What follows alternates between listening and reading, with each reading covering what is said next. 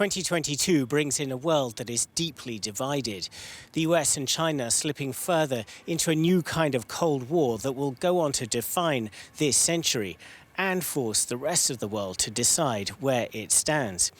Taiwan and Ukraine are both dangerous flashpoints where this cold conflict could turn hot.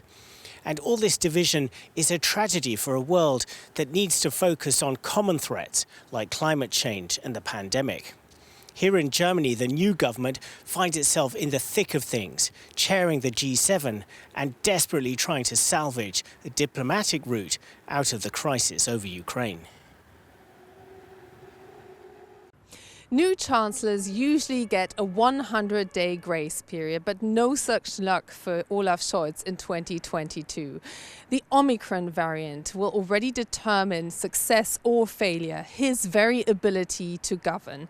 Climate policy will be another such test. Olaf Scholz will have to prove his claim that he can transform Germany to a green economy and create wealth at the same time.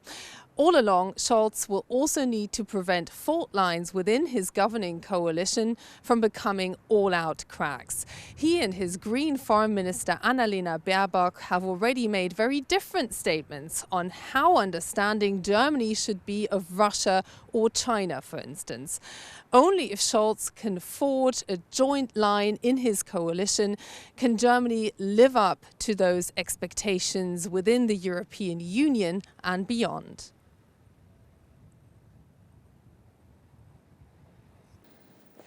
2022 is shaping up to be another year fraught with challenges for the European Union, with geopolitical tensions rising. So a phrase you'll be hearing frequently is strategic autonomy. What is that, you ask? Well, here in Brussels, that term embodies Europe's desire to stand on its own 2 feet, to produce more here instead of having to buy everything from China, and to defend itself without having to rely on the United States and NATO.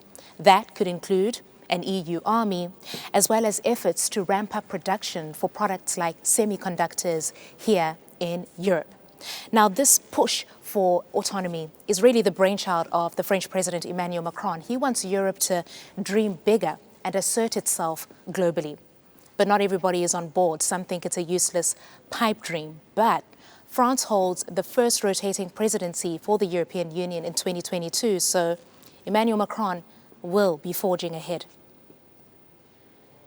2022 will indeed be a very crucial year for China, and that mainly has to do with 2 big events ahead. The first one being the Beijing Winter Olympics, which will be held in February. And observers basically perceive this event as an accelerator of the already widening gap between the West and China. While the Chinese government promotes the Beijing Winter Olympics as a milestone of a country that has become a world power, the West mostly debates about a political boycott of the Games and also debates about the increasing human rights violations inside the country. Then in autumn there will be the biggest political event of the year, the 20th Party Congress. And during that event, Xi Jinping is expected to proclaim his 3rd term in office. And that will make him the longest serving Chinese leader since Mao Zedong. And if you look back under Xi's rule, over the last 10 years, he has transformed the country tremendously. And so far, he doesn't show any signs of easing control. Tensions between Taiwan and China continue to grow as President Xi Jinping refuses to rule out using military force to reunify with the democratic island.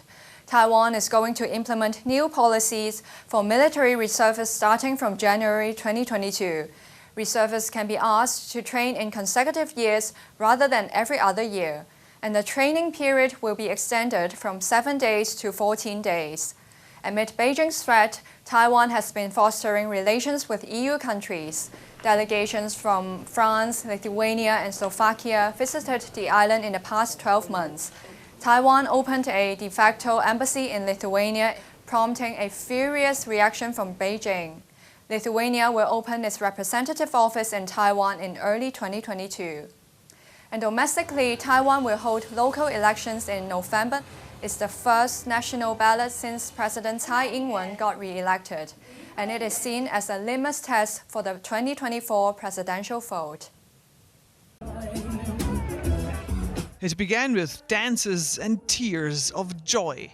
Biden supporters euphorically celebrated the announcement of the election results in November 2020. A year later, not much of that remains. To this day, Trump supporters doubt the legitimacy of the election. Over time, it is becoming clearer how close the US came to a coup d'etat on January 6 that would have prevented the transfer of power from Donald Trump to Joe Biden. We want Trump! We want Trump! It is one of the pitfalls of the US electoral system that a president is already in campaign mode after just 1 year in office. The midterm elections will determine on November 8th whether President Biden will lose his ability to govern. It is quite likely that the majorities in both houses will go to the Republicans, and they can and they will prevent anything the Democrats can claim as a success in the upcoming 2024 presidential campaign.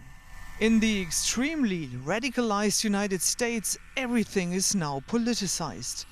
In the fight against the corona crisis, which has already claimed over 800,000 lives, political interests come before the common good. The same is true of the climate crisis, which has hit the country with more extreme weather more frequently. The biggest challenge facing America, however, is how secure its democratic institutions are. They are under attack at every level. This year the stage is set for whether one of the oldest democracies may slip into an autocratic system. It might sound inconceivable for many, but it is quite possible. The United Nations is predicting that nearly 300 million people in the world will need humanitarian aid in 2022. More than half of that number are Africans.